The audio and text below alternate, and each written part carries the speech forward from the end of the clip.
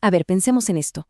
Hay un poder inmenso, uno que no siempre se debate en los recintos del Congreso. No, este poder se ejerce a veces en la oficina de un presidente, con el simple trazo de una lapicera. Es el poder de crear reglas que nos afectan a todos, a millones, a través de una herramienta tan cotidiana como controversial, el decreto. Y acá surge la pregunta del millón en cualquier república, ¿no? ¿Quién tiene la última palabra? ¿El Congreso, que es la voz del pueblo, o el Poder Ejecutivo, que tiene la responsabilidad de gobernar y necesita, claro, actuar con rapidez? La clave de todo, como siempre, está en el equilibrio. Bueno, ese equilibrio del que hablamos se busca a través del decreto, o para ser más técnicos, del reglamento. Es la herramienta que le permite al Poder Ejecutivo dictar normas generales. Pero ojo, no es tan simple. Su uso tiene reglas, tiene límites, y como vemos muy seguido, genera un montón de polémica. Bien, para entender a fondo cómo es que funcionan los decretos presidenciales en Argentina, vamos a seguir esta hoja de ruta. Un camino bien claro para que podamos desentrañar qué son, cuántos tipos hay y cuál es su verdadero alcance. ¿Vamos a eso? El punto de partida siempre es la Constitución. Porque si bien es clarísimo que el Congreso hace las leyes, la Constitución también le da al Poder Ejecutivo la tarea de administrar el país y justamente de ejecutar esas leyes. Y para poder hacerlo, lógicamente necesita sus propias herramientas. Primero, lo fundamental. ¿Qué es en realidad un decreto? Vamos a definirlo bien, con precisión, para poder construir todo lo demás sobre una base sólida. Esta definición es clave, ¿eh? General y abstracto quiere decir que no va dirigido a una persona con nombre y apellido, sino a toda la gente o a un grupo grande, muy parecido a lo que hace una ley. Y bueno, obligatorio significa que hay que cumplirlo. Es ni más ni menos que el poder regulatorio del Ejecutivo en plena acción. Pero acá está lo crucial, importantísimo. Los decretos no son todopoderosos. Como podemos ver en esta pirámide, tienen un rango sublegal. ¿Qué quiere decir eso? Que están siempre, pero siempre, por debajo de las leyes que sanciona el Congreso. Y, por supuesto, por debajo de la Constitución. Un decreto jamás puede contradecir una ley, y mucho menos a la Constitución. Un ejemplo perfecto para que se entienda es el decreto 1759 del año 72. Miren, la ley 19.549 puso las bases generales de cómo debían ser los trámites en la administración pública. Pero fue este decreto el que le dio vida, el que detalló los plazos, los recursos, los pasos a seguir. Así es como un decreto, en teoría, complementa y hace que una ley funcione en la práctica. Bueno, metámonos ahora en los dos tipos de decretos más comunes. Digamos, las herramientas del día a día, con las que el Ejecutivo gestiona y pone en marcha sus políticas. La diferencia acá es fundamental.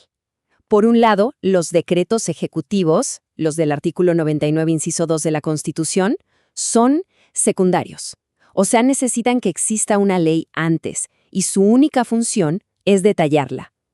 Por otro lado, los autónomos surgen del poder del presidente para organizar su propia casa, la administración pública. No necesita una ley específica que le diga cómo hacerlo. Y ahora sí, entramos en un terreno más complejo, mucho más polémico. Acá es donde la cosa se pone interesante, porque el Ejecutivo empieza a usar facultades que en principio son del Congreso y de nadie más. La diferencia de fondo está en ¿de dónde sale el poder? En los decretos delegados, el Congreso conscientemente le presta una facultad al Ejecutivo. Le dice, ok, legisla vos sobre este tema específico. Es un poder que le dan. Con los DNUs es totalmente distinto. El Ejecutivo toma para sí una facultad del Congreso porque hay una crisis. Es un poder que asume. El DNU es, sin dudas, la expresión más extrema del poder presidencial. En pocas palabras, el presidente se pone el traje de legislador. La Constitución lo permite, sí, pero solo, y esto es fundamental, solo cuando es imposible seguir el camino normal para sancionar una ley por una emergencia real. Ahora, este poder excepcional no es un cheque en blanco, Para nada. La Constitución le puso candados, y muy estrictos. No es que el presidente decide por su cuenta y ya. Se tienen que cumplir estas 4 condiciones, sí o sí. Si falta una sola, el DNU entero se cae. Esta es una barrera que no se puede cruzar. La Constitución protege ciertas áreas, las más sensibles de la vida en república, y las reserva exclusivamente para el debate en el Congreso. Son temas demasiado importantes como para que los decida una sola persona, por más emergencia que haya. Esta frase de la Corte Suprema es fundamental. Lo que nos dice es que la vara está altísima. No se trata de una simple conveniencia o de querer apurar las cosas. No, se necesita una amenaza casi existencial para la sociedad para justificar el uso de esta herramienta tan poderosa. Entonces, la pregunta es, ¿qué impide que todo este poder se use mal? Bueno, el sistema republicano se basa en los famosos frenos y contrapesos. Vamos a ver cuáles son exactamente esos mecanismos de control que existen sobre los decretos. El sistema es como una triple red de seguridad. Primero, el control político del Congreso, que tiene la última palabra y puede anular el decreto. Segundo, el control de los jueces, el poder judicial, que puede decir si es o no constitucional. Y tercero, los propios límites de la Constitución. Si un DNU toca uno de los temas prohibidos, nace nulo, muerto desde el principio, sin arreglo posible. Y al final, todo nos lleva a esta tensión fundamental.